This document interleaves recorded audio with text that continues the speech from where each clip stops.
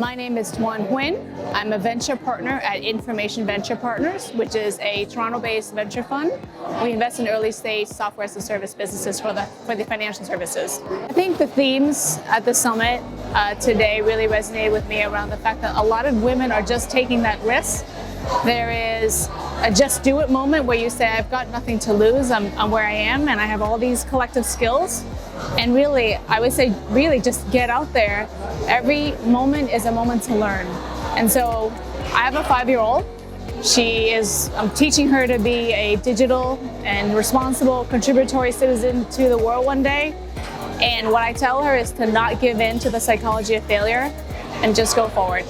I believe that change that's lasting takes incremental steps to get there. Nothing happens overnight. But if every single man and every single woman changes their mindset and realizes that this is a problem we can collectively solve, every little thing, mentorship, words of encouragement, fund the next female you see, the female CEO, mentor the next female upstart.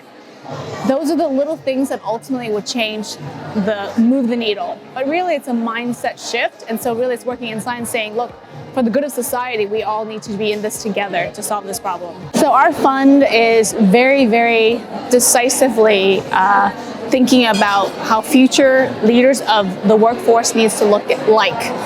And for us, that's a diverse team. A team that brings a variety of experiences, but also a variety of gender views, as well as socioeconomic views. And so when we're thinking about gender and women in particular in the workplace, we're trying to do our part to fund women CEOs. And I'll just speak about 2 trends that I think are really exciting. First of all, in the US alone, 71% of new companies are being started by women. That's in 2018, and that was not the case 10 years ago, where less than 50 were. So that's number 1. Number 2, what we're seeing is there's now enough body of research and study to suggest that when you fund a female-led company, they are very capital efficient, there's higher ROI, and there's higher revenue. And I think so now, when we think about what we can do, we're thinking actually not only about the societal good that I spoke about earlier, but also the fact that it's just good business to invest in women. I do a lot of innovation work in my career and have done it for a long time. And the best performing teams are the teams that actually listen to this variety of voices. And if we're not even having women or other groups at the table, we're missing more than half the conversation. And so whatever we're building is going to be fundamentally flawed as a product. So I mean, I wholeheartedly believe that. I think when I was starting my company and I was the only woman in a sea of non-women, I'll say that, for me it was just my normal. So I think you're absolutely right, it is lonely.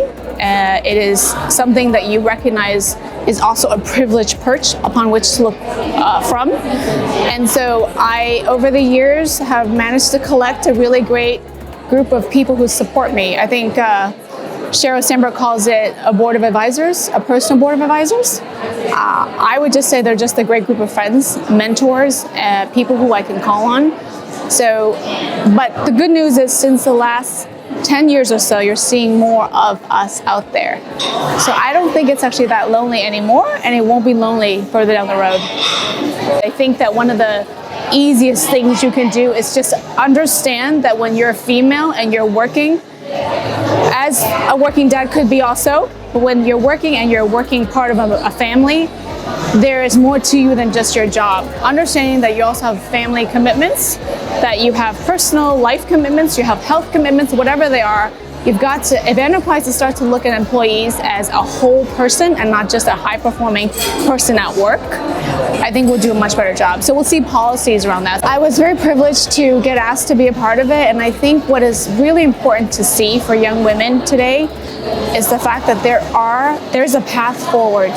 There are people who have actually managed to figure this out, this very opaque career journey that we all want. And so I think seeing those role models, because for many of us, when we look down 10, 15 years, we say, is that role model or that person that's ahead of me, is that where I want to be? And I want to be able to provide that sort of view. So events like this bringing mentorship, bringing inspirational role models, bringing content that helps and tips and a girls club, for lack of a better word, it's pivotal to moving that needle forward.